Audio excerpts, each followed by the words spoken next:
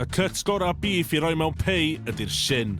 Cut rad a rili blasus. Mewn efo chydig o flawd, nionyn, garlic a rosemary fresh. Unwaith mae'r garlic a nionyn di swetio lawr, dwi'n tynnu bod dim allan, wedyn mae'n amser am y rŵ. Dechrau fo nob da o fenyn, a mae angen crafu gwylod y pot i codi'r bits nal na. Fewn efo blawd, a cwcio fo off cyn adio stout Cymreig da a stock beef. Unwaith da chi efo greifi tew, rhoi'r cig yn ôl mewn a paid anghofio'r resting juices na, mae hwnna'n liquid gold.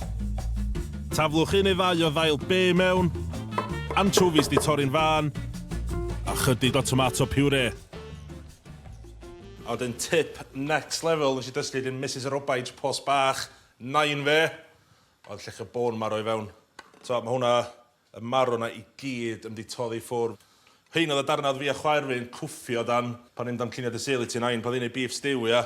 Oedd yn neud y pot yn canol, o'n i stret a mae bôn marw a sycio i allan. Yes! Iawn ta. Ceiad ar. Mewn i'r pop de. A dydd hwn byblo i ffwrdd rwan ar 160. Checio fo ryw 2 awr. Gweld lle dyn ni arni.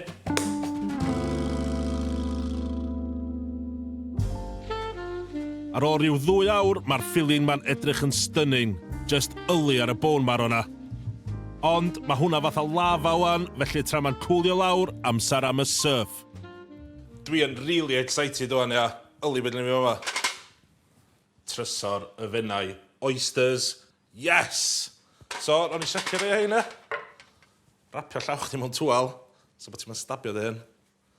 So, sy'n fyddai siacio nhw, di fewn i'r grwf ar gwylod y shell na.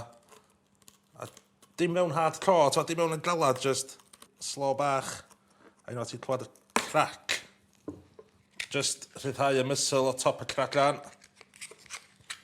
Ti fo oyster, y fynnau, amazing. Mae yna eto rhywbeth yn connectio'r muscle i'r crack ar yma. A chef's perks, ia.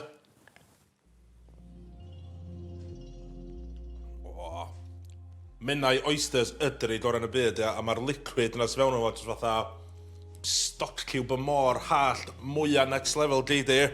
Iawn ta, sycio rest o hyn.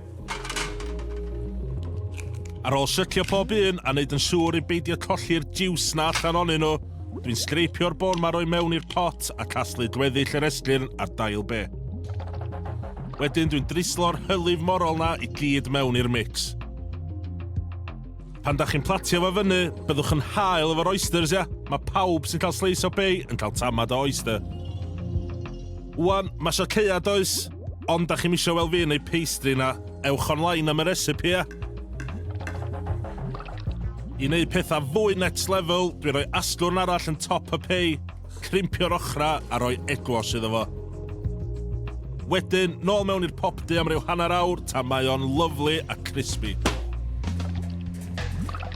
Iawn ta, mae'r holl amser a love dwi wedi gwneud i'r OG surf and turf ma. O, mae gyd o wertho. O, pa'n adwll yna. Holy pastry. Wedja bach da, ia.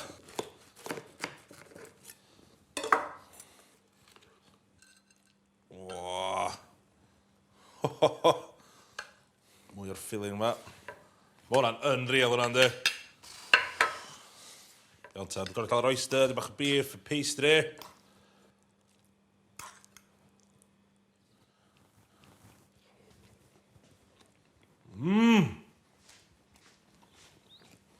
Ti'n be, ia? Oedd y Victorians yn gwybod beth yn gwneud, ia. Old school surf and turf. Ond ti'n be, mae'n hen bryd i fe fod yn new school. Come on, ia. Oysters Cymreig, beef Cymreig, stout Cymreig. Mae'r blas yr oyster yna, ia. A'r liquid yna, nathon ni fewn, so liquid 6 oyster. Mae just fatha yn y cefndir, dim bach o blas y môr, ia. Dwi'n lyfio fo.